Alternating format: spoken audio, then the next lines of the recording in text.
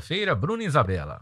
Isso, Carlos. Hoje recebendo aqui um prazer imenso receber professor, meu professor, né? Posso dizer assim, né? Meu professor Gerê Alves, educador ambiental, é professor de pós-graduação em educação ambiental, gestão ambiental e biodiversidade, docência universitária, mestre em educação, é professor do Uniaraxá, né? E eu ainda vou acrescentar mais aqui, né? Palestrante também, né? Ministra aí também oficinas do meio ambiente. Gerê, seja bem-vindo, muito bom dia, obrigado pela sua presença. Obrigado a vocês e um prazer estar aqui com você, né? Que, como você disse, foi minha aluna lá no Uniaraxá. E o meu amigo aqui, que é sobrinho do Ney, que trabalhou comigo uma vida na Arafértil. Prazer. Prazer é nosso. A gente vai falar sobre educação ambiental, né, Gerê? Eu estava falando aqui que, em questão de educação ambiental, acho que em Araxá a referência, né, é você. Então, eu vou até deixar um relato, assim, né, bem rapidamente. Eu me lembro, assim, há muitos anos, viu, Gerê? Há muitos anos atrás, quando eu estudava na Auxiliadora Paiva, a Glória, que é irmã do Gerê, né, era diretora da escola, e o Gerê sempre estava lá na escola, né? Então, sempre estava trazendo educação ambiental, e eu acho que isso fica muito marcado na nossa memória. Eu quero dividir essa lembrança com os nossos ouvintes e com você, justamente para a gente falar da importância da educação ambiental. Porque eu me recordo, né, das palestras, das atividades. Eu lembro que na época, aquela matinha que existia ali no Boa Vista, já faz muitos anos, né? Isso foi quando a Auxiliadora Paiva foi inaugurada. Então, quando a matinha ali do Boa Vista, ela era uma matinha que a gente podia ir até lá. Então, o Gerê fazia esse trabalho, levava os alunos, né, juntamente com a escola, a gente ia. Então, a gente tinha esse tipo de educação ambiental na prática, não era simplesmente aquela teoria, né? Eu realizava oficinas, depois eu tive a oportunidade de ser aluna do Gerê também na faculdade. Também o Gerê sempre promovia atividades lúdicas dentro de sala de aula, as aulas eram muito dinâmicas. Depois eu tive a oportunidade também de trabalhar com o Gerê na Vale Fertilizantes, né, uma empresa também que prezava muito pelo meio ambiente, tinha a questão de 5S, então a gente era sempre sempre trabalhado a questão do meio ambiente e sempre estava lá o Gerê à frente, né? Então o Gerê fez parte acho que toda a minha educação ambiental, viu, Gerê?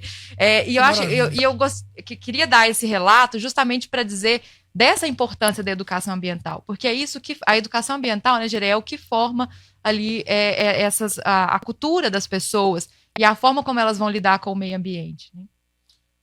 Primeira coisa, né? Educação é tudo. Né? A educação é tudo. Eu vou fazer um breve relato aqui, já que você fez o seu, e agora eu estou bobo de ver o tempo que nós trabalhamos junto, convivemos, né? Junto. Desde a Auxiliadora Paiva, que era uma escola que a gente tinha um trabalho intenso, a Matinha do Bairro, que a gente fez vários mutirões de limpeza, e ela existe hoje bonita ainda por esse trabalho que foi feito durante esses anos todos.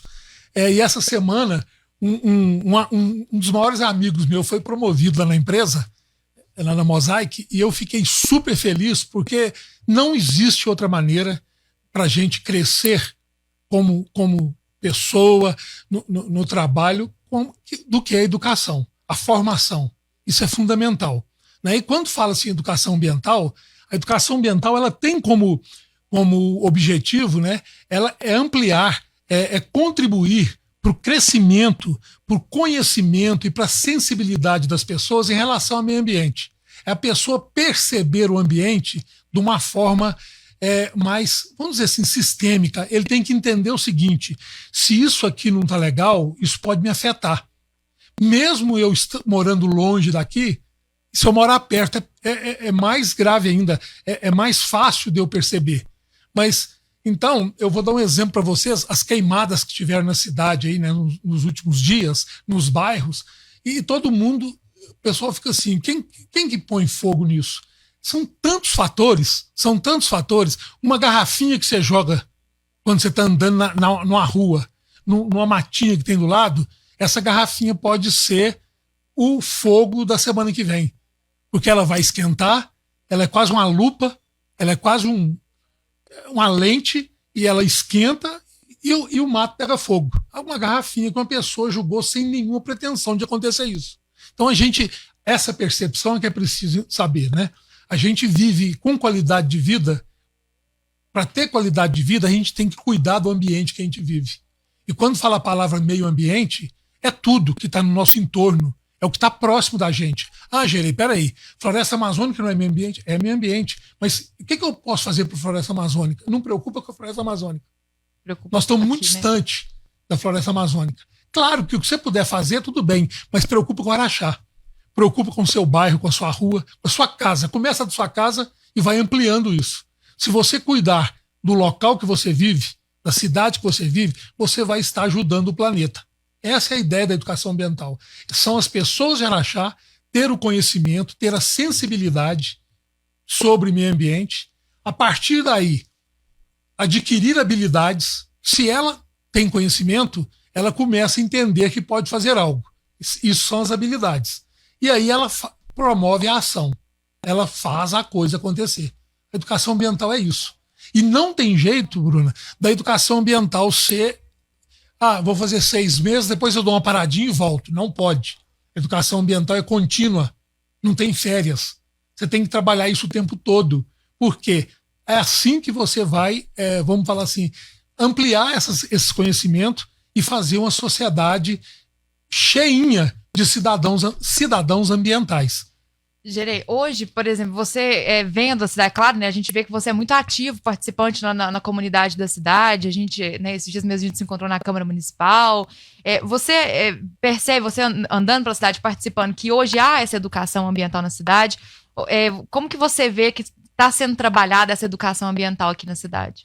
Olha, ela existe, né, as décadas que ela está acontecendo.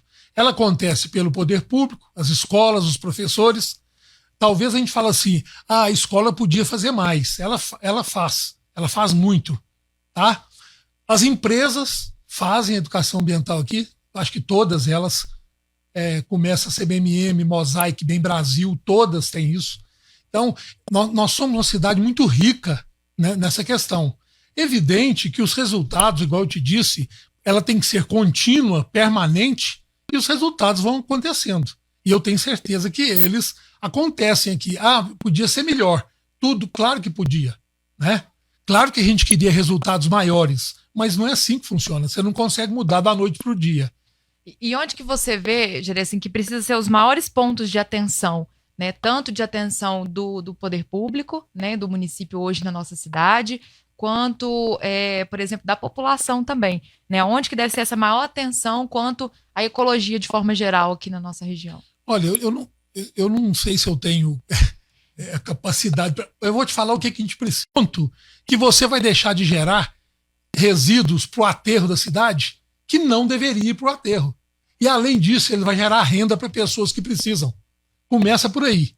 Segundo, o lixo que não é reciclável, né?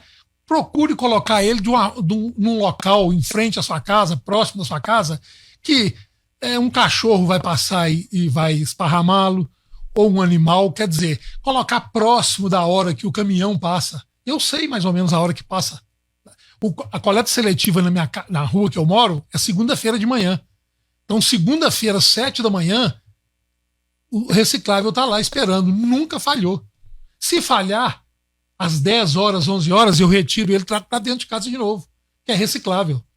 Então, são esses detalhes. Por exemplo, uma praça em frente à sua casa. Por que será que a prefeitura, que o poder público faz uma praça?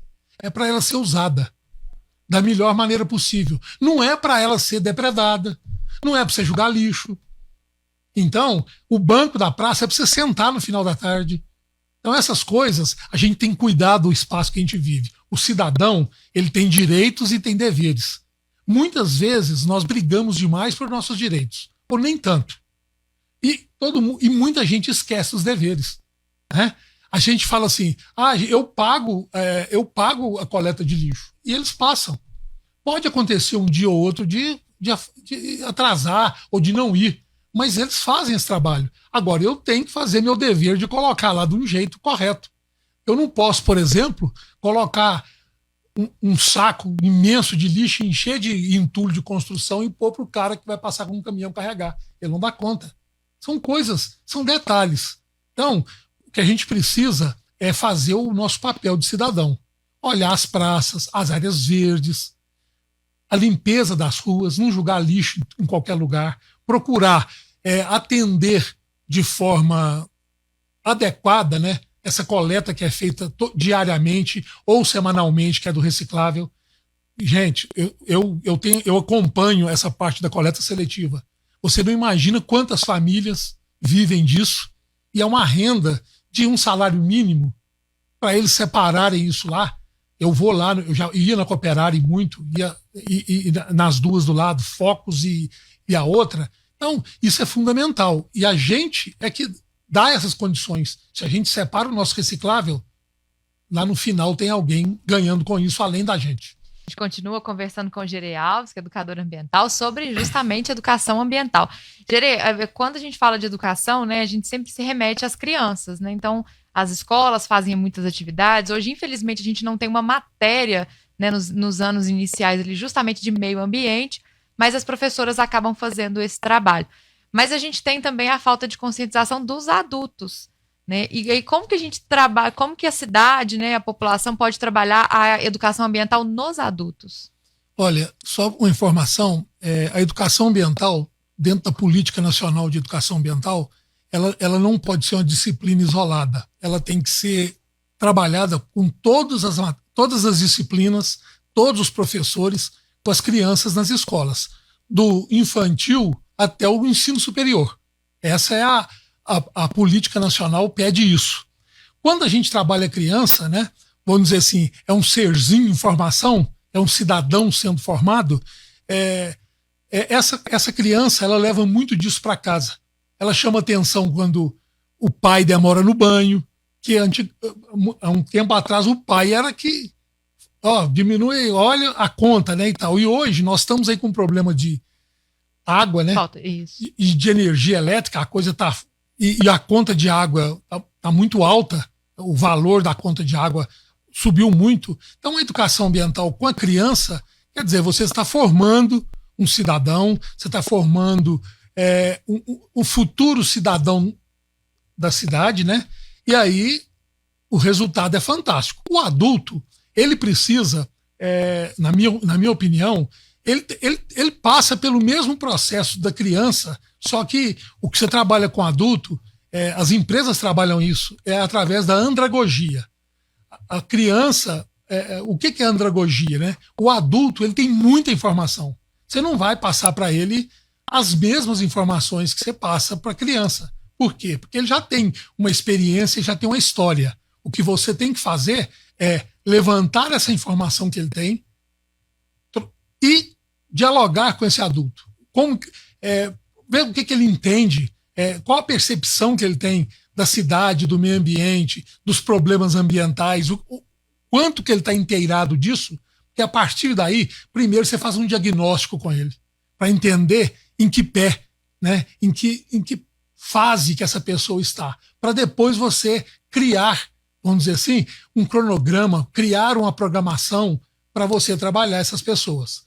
Eu vou te dar um exemplo. Ano passado, no início da pandemia, a gente criou uma educação ambiental online.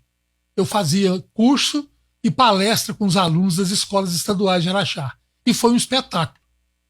Ali no computador, preparava as coisas e conversava com eles. Era 1 hora por semana. Então, a gente tem que... E outra coisa, qual que era meu assunto com esses meninos, com essas crianças? Adolescentes.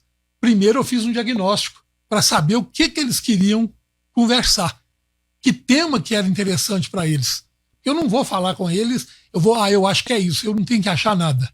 Primeiro eu tenho que conhecer o público que eu vou trabalhar. A educação ambiental, ela é dessa forma que ela tem que acontecer. Faz um diagnóstico com o seu público, com o público que você pretende trabalhar, para depois você criar, né, a forma de passar as informações para eles. Com adulto é isso aí. Gerê, hoje, assim, na minha visão, né, até me peço você me corrija se eu estiver errada, acho que um dos maiores problemas ambientais que a gente passa, né, assim, o que está muito recente também, que é as queimadas, né, o desmatamento. E aí eu gostaria que você falasse sobre o desmatamento, sobre o que o desmatamento impacta dentro da nossa sociedade, na comunidade, não só o desmatamento, mas as queimadas também, né, tanto na fauna quanto na flora, causam aí impactos, e principalmente aqui na nossa região. Nós temos uma região de serra, né, e nós tivemos, todo ano, né, infelizmente acontece isso, nós temos aí as serras praticamente todas queimadas aqui em Araxá, e que nós temos muitos animais silvestres também nessa serra, e isso, a falta desses animais, né, também vai causar impactos, não só agora, mas futuros também. Olha, para chegar em desmatamento e queimada, a gente tem que pensar o seguinte: qual é, vamos dizer assim, o vilão? Não é isso não, né? Só para a gente usar essa palavra, é a nossa forma de viver. Nós somos um país, né, uma sociedade capitalista, e o consumo é uma coisa louca. Só para você, ontem, conversando com uma pessoa, a gente falando assim, olha a quantidade de lixo que a gente gera. Olha a quantidade de lixo que a gente gera. Eu dei um exemplo. Eu comprei uma máquina de lavar uns 2, 3 anos atrás e a loja foi entregar lá em casa. Aí o cara tirou a madeira que estava em volta, um caixote de madeira. Dentro do caixote de madeira ele tirou o papelão. Dentro do papelão ele tirou o isopor. Dentro do isopor ele tirou o plástico bolha. E ele fez um monte aqui de resíduos para levar uma máquina na minha casa. A máquina pesa em torno de 13 quilos. O resíduo pesava igual a máquina. Tinha 13 quilos de lixo. Agora aí multiplica isso aí por milhões, né, Gerê? E outro item, eu peguei e falei para ele assim, pode levar. Ele falou assim, não, é seu. O lixo é seu. Eu falei para ele levar o resíduo. Ele falou assim, não, é seu, você comprou a máquina. Eu peguei e falei para ele assim, por que você não trouxe ela sem isso? Ele falou assim, se tiver um arranhãozinho, a sua esposa aceita? Eu olhei para ela e fez assim. Não. Ele pegou e falou assim, a embalagem vai proteger o produto para te entregar na sua casa. Depois, então, quando a gente fala em desmatamento e queimadas, primeiro a gente tem que entender o seguinte, o desmatamento não, mas as queimadas, elas podem ser antrópicas, provocadas pelo homem, elas podem ser natural. Por exemplo, as primeiras chuvas, os primeiros raios, nas primeiras chuvas, num cerrado, um raio cai no cerrado com a mata seca, pega fogo. Num parque desse aí, Serra da Canastra e tudo, eu não estou dizendo que as queimadas na Serra da Canastra e nos parques são provocadas só pelos raios. Estou dizendo que pode. Possibilidade. Então, esses fatores, a gente tem primeiro que levantar essa questão do consumo. Porque se o consumo aumenta, nós precisamos de mais áreas para tudo. Pega alimentação, gente. Pessoal, eu era criança e adolescente, 10, 12 anos, eu ia num armazém, não tinha supermercado, 1970. Se eu tivesse uma prancheta na mão e um lápis, eu escrevia tudo que vendia ali dentro. Eu punha ali arroz, feijão, óleo e tal. Você comprava o óleo de que jeito? Na lata, né? Não era. Você levava uma vasilha. Eu sou da época da lata. Não, você que é isso, para, Bruno. Eu tô falando de 1968. Você levava uma vasilha e enchia ela com óleo, porque o pessoal usava banho de porco. Hoje você vai no supermercado, tem 5 mil a 10 mil itens diferentes dentro de um supermercado. O armazém tinha 200 itens. Então, esse consumo, essa geração de resíduos, leva a todos os impactos que acontecem no ambiente. Eu vou dar outro exemplo para você. Você troca um celular. Você tem ideia de quantos litros de água que gasta para fazer um celular? Não. O celular, eu vou te falar essa calça jeans que eu estou usando aqui. A calça jeans que vocês estão usando. Uma calça jeans, quantos litros de água que gasta para fazer uma calça jeans? 12 mil litros. Você sabe quantos litros de água que gasta para produzir, para fazer 1 quilo de carne de vaca? Não, eu tô até com medo de saber a resposta. 15 mil litros. Meu Deus. Uma vaca, durante a vida dela, até ela virar bife, do dia que ela nasce até ela virar bife, ela gasta 3 milhões de litros de água. Que ela bebe, que tem que molhar o pasto, que tem que fazer a ração, que tem que fazer o remédio. Tudo precisa de água. Então, nós vivemos numa sociedade que tudo que a gente precisa, nós precisamos de água. Ponto. Tem escrito em todo lugar que a água ela não acaba. Ela muda de lugar. A quantidade de água que tem hoje é a mesma quantidade que tinha na época dos dinossauros. Isso é o que a gente lê. Por quê? É um ciclo. Ela evapora, vem em forma de chuva, volta e vai fazendo isso. Acontece que ela muda de lugar. E o pior não é mudar de lugar e nem é a contaminação. Chega num ponto, vou dar um exemplo para vocês, 40% dos rios da China, isso é um dado que eu li há pouco tempo, as águas não servem para nada. elas têm uma contaminação tão grande que se você jogar ela na planta, você não pode comer a planta, que a planta vai ficar contaminada. Então nós temos que ver que além da questão de as mudanças climáticas, as mudanças... Gente, de primeiro você sabia que era verão, inverno, primavera e outono. Hoje não tem isso. Hoje faz calor de noite, faz frio de noite, faz um calorão de dia, chove amanhã e depois fica uma seca. Não é devido às mudanças, às alterações que nós estamos fazendo no planeta. Não é alterações, principalmente depois da Revolução Industrial. 1700 e alguma coisa para cá, que a gente começou a produzir em série, né? Eu lembro do meu pai, a minha mãe... temos o consumo em série também, né? Você diz, a própria indústria hoje induz esse consumo à população, né? Sim, você liga a televisão, a gente é induzido ao consumo, né? Vocês lembram quando o programa de maior sucesso da televisão era o programa infantil de manhã? Aí saía um tênis que acendia uma luzinha no calcanhar. Todo mundo queria um tênis daquele. E tinha. Porque era um bem que não era tão caro, entre aspas, e todo mundo... E precisava? Não. Gerê, acho que a pergunta assim, né, que mais fica, onde que a gente vai parar com toda essa questão do desmatamento, da falta de água, né, aonde que a população vai parar? O que é você que está sempre estudando, sempre lendo, o que são a previsão aí dos especialistas? Eu sou uma pessoa otimista, mas ao mesmo tempo realista. Eu acho que nós vamos chegar... Você sabe, quando vai chegar num ponto que a gente vai bater num lugar assim, não dá mais. Sabe? Uhum. Vai chegar no limite. Nós vamos chegar no limite. Vamos chegar. E quem fala para mim, não, antes disso a gente... Não vai, não. Eu acho que nós, em alguns pontos, nós já estamos no limite. E nós vamos chegar no limite. Até que o homem vai falar assim, ou a gente muda, aí não vai mudar por educação, não vai mudar por mudança de atitude, vai mudar na marra. Vai mudar porque ou muda, e se não mudar também não vai ter o bem, não vai ter a coisa. Eu vou dar um exemplo, né? Gente, eu tenho 2 filhos, né? 35 e 26 anos. Aí eu volto lá, né?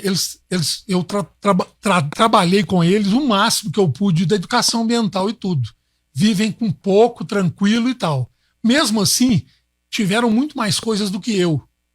Ok, não tem sentido.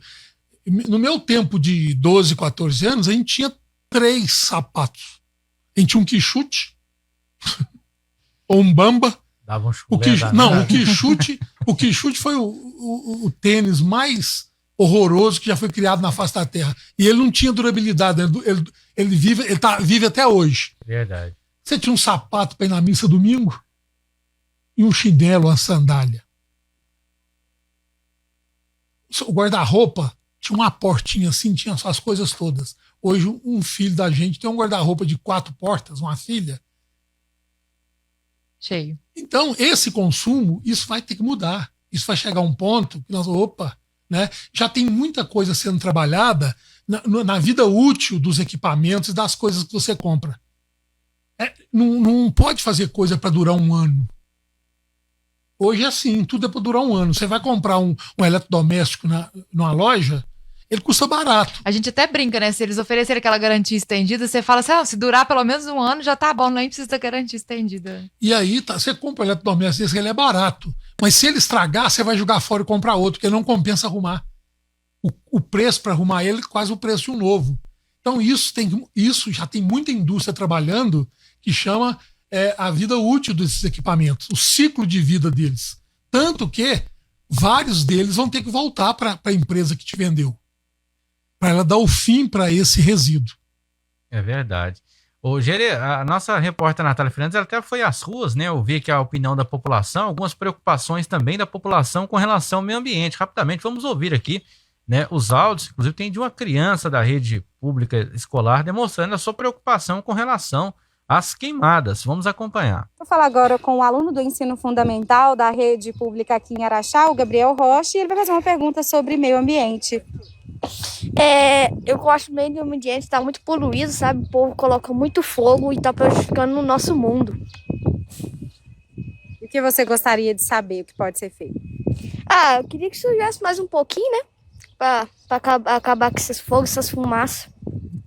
Ok, esse foi o Gabriel aqui, da Rede Municipal de Educação. Para acabar com a fumaça, é só a chuva, Gerê? Olha, a fumaça, olha, é isso que eu vou falar para vocês. Outro item. A pessoa lava o pátio, o quintal, alguma coisa, quase todo dia, mas vou lembrar para ela que a poeira, as partículas estão em suspensão. A partir do momento que ela termina de lavar, daqui 3 dias, tá a mesma coisa. Não estou dizendo que não é para lavar.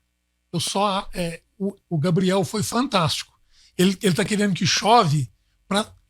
Olha o tanto que a chuva é fantástica. Se você pegar uma água tratada e molhar sua grama, você molha, ela fica mais ou menos. A hora que dá a primeira chuva, ela fica verdinha. Por quê? Porque a água da chuva, ela lava todas as partículas que estão suspensas, e aquilo ali são nutrientes para o solo e para as plantas. Então ela vem mineralizada, ela vem com coisas que a planta precisa. Então, Gabriel foi fantástico. Assim, eu estou querendo que chove para lavar o ar. É isso mesmo. É para fazer essa limpeza dessas partículas. E o que a gente fala disso primeiro, né, a gente tem que usar de forma racional todos os recursos que nós temos hoje. Gente, eu nasci em 1958, a gente era 3 bilhões de pessoas. Eu tenho 62 anos, nós somos 7 bilhões e 500 milhões de pessoas. Dobrou. Mais que dobrou, né? Mais que dobrou. E é mais ou menos a sua casa mora hoje 4 pessoas e daqui a 10 anos vão morar 12. É o que aconteceu no planeta. A sua casa do mesmo tamanho... Não comporta, né? Por exemplo, vai ter gente fazendo as necessidades fora da casa que o banheiro vai estar ocupado o tempo todo.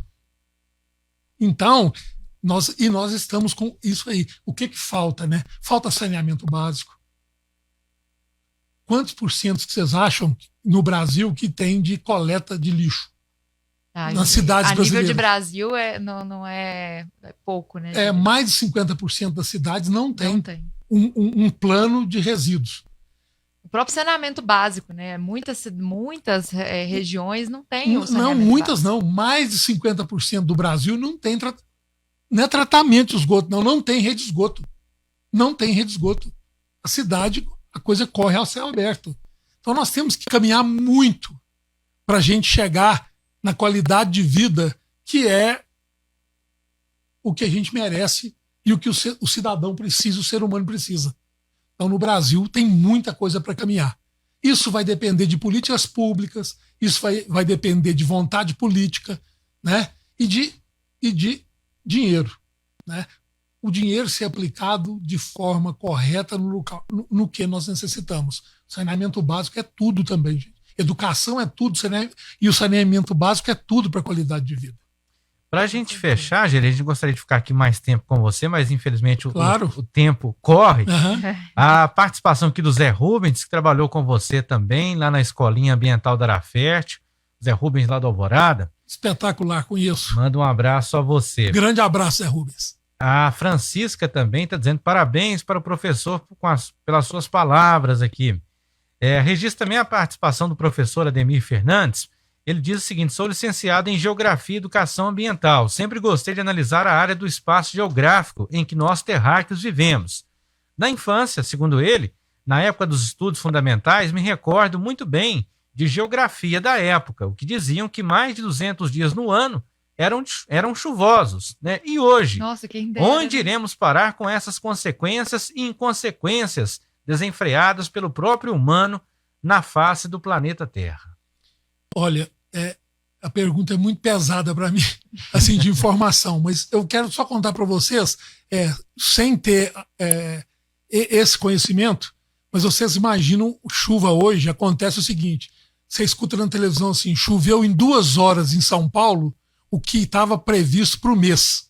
Verdade. A questão toda é que talvez o volume até não tenha mudado muito. Diminuíram os dias, mas o volume se mantém ou está próximo do que era. A questão é a quantidade que cai num pequeno espaço de tempo. A estrutura da cidade não está pronta para isso. E aquela água quase que não é aproveitável. Não né? não, zero, porque é tudo. Bate, escorre, vai embora. Isso, é tudo asfalto. Aquilo ali. Isso é os efeitos do meio ambiente que tem feito essas mudanças. Né? Isso, o asfalto, o que ele faz? A água escorre nele, cai na galeria e vai embora. Quando as ruas eram de terra, por exemplo, essa chuva infiltrava, ficava uma semana essa umidade lá na rua, a rua ficava fresquinha, tal, e ia pro lençol freático. Hoje, acaba de chover, choveu pra caramba. Passa uma hora, se você for no centro, se for num lugar que tem muito asfalto, você vai ver uma fumacinha saindo do asfalto. A água já está evaporando e daqui 2 horas o calor está terrível. A gente chama de mormaço. Verdade. Porque a água evapora rapidinho, ela não infiltra, não tem lugar para ela infiltrar. Isso tudo faz a diferença no clima que nós estamos vivendo. Gente, professor é professor, né, cara? Gerê, quero agradecer muito pela sua participação. Acho que a gente estenderia aqui muito mais, mas infelizmente nosso tempo não permite. Mas com certeza, né, a nossa pauta de hoje sobre educação ambiental com certeza trouxe muita educação ambiental aí para os nossos ouvintes que estão acompanhando o programa. Quero te agradecer pela participação e fique sempre à vontade para retomar aqui. Espero também poder contar outras vezes com a sua participação aqui com a gente no Imbara Notícias, falando desse tema que é tão importante. Eu acho que a gente tem que continuar trabalhando em cima desse tema para que as pessoas tenham conscientização e para que a gente busque um futuro melhor, né? Justamente aqui para o nosso participante, né? Agora eu esqueci o nome. Gabriel. O Gabriel. Né? Então, justamente para essa geração que vem aí, para que a gente possa deixar, né, um legado aí, um meio ambiente melhor para essas pessoas. O Reinaldo Silva, lá do Boa Vista, está dizendo, né? Amou o tema aqui abordado hoje no programa. E está dizendo, podia ser semanal. Muito bom. Para conseguir falar de tudo sobre meio ambiente, tem que ser semanal, né, Gerê? Muito obrigado pela sua participação. Eu que agradeço a vocês, tá? Pelo momento. Foi um prazer. Tô arrepiado, tô mesmo, porque é uma coisa que eu adoro, né? E eu queria mandar um abraço para todas as pessoas que participaram e os meus amigos da área ambiental lá da Mosaic, né? Que eu trabalhei anos com eles, o Astolfo, Jordano, o Flávio, Muritiba, o Dominguinhos. Vou esquecer os nomes, não. A Suelen, a Leila, Gisele e etc. Para todos eles, agradecer você pelo convite, você pela minha participação aqui. Foi um prazer imenso. Nós que agradecemos. Tá? Muito obrigada, Gerê. Imbara.